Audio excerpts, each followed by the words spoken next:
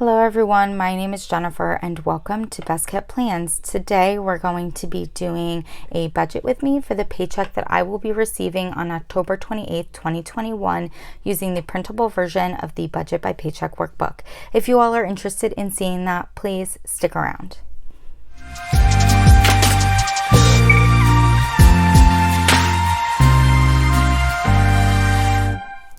So I thought we'd start out this budget with me nice and zoomed in on the paycheck bill tracker for the paycheck that I will be receiving on October 28th, 2021. I always start my budgets with the income section of the paycheck bill tracker. I do budget my income to be a few dollars lower than I'm anticipating. I'd always rather budget my income low than high, and so I always budget it at $29.35.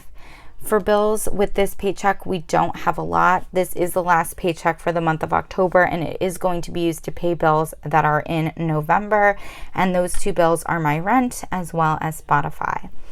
My bills together total $611. And if I subtract that from what I budgeted my income to be, we are left with $2,324, which is what I'm going to bring down to the envelopes or variable expense section of the paycheck bill tracker.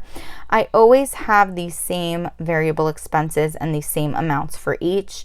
I budget $200 for groceries, $50 for eating out, $50 for gas, and $200 for miscellaneous. All of those variable expenses add up to $500, and if I subtract that from the $2,324 we were left with after paying my bills, I have $1,824. That value is what we're going to bring up to the sinking fund section of the paycheck bill tracker. I do always have the same sinking funds and the same amounts that I'm saving for each of my sinking funds. I put $50 towards travel, $25 towards Christmas, $15 for subscriptions, $20 for medical, $120 for car maintenance, $20 for birthdays, and $20 for holidays. All of my sinking funds added up together equal to $270. And if I subtract that from the $1,824 we were left with after paying my bills and my variable expenses, I have $1,554 left. I do not have any consumer debt. The only debt that I have is my student loan debt, and I'm not currently putting money towards that. So the extra debt section of my paycheck bill tracker is empty.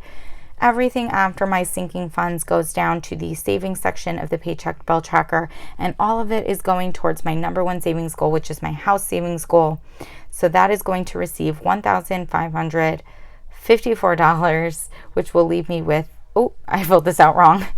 This should be in the total save section, and the leftover should be $0. That will leave me with a zero-based budget for this paycheck.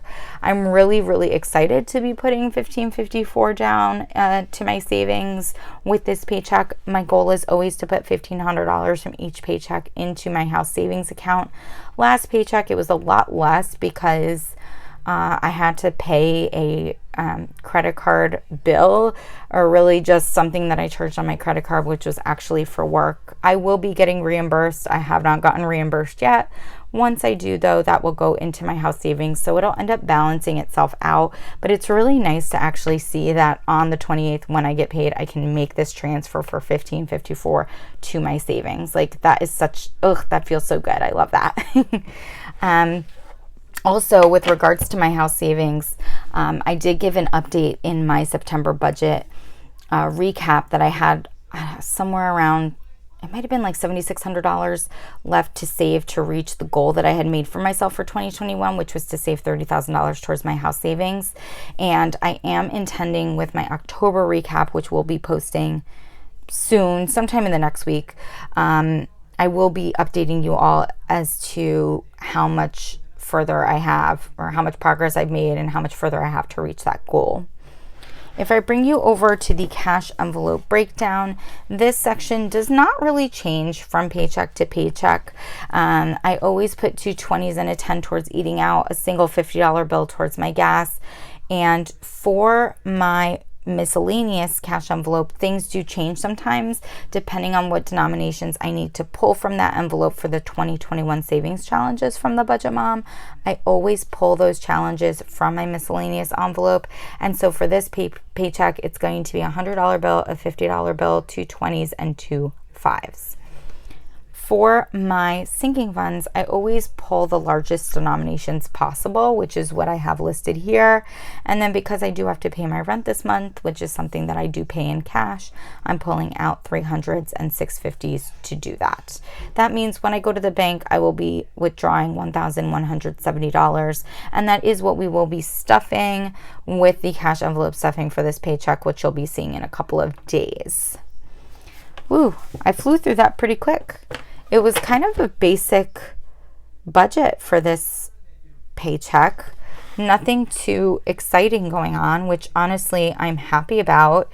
The month of September and the month of October, or especially the first half of the month of October, were a little hectic with me with traveling and spending a lot of money because I was traveling. And it just feels nice to have like a very basic budget with my basic normal bills and not to have anything else crazy or extra going on. So I'm really excited for this pay period and excited to end up figuring out how things turn out for the month of October when I do my recap.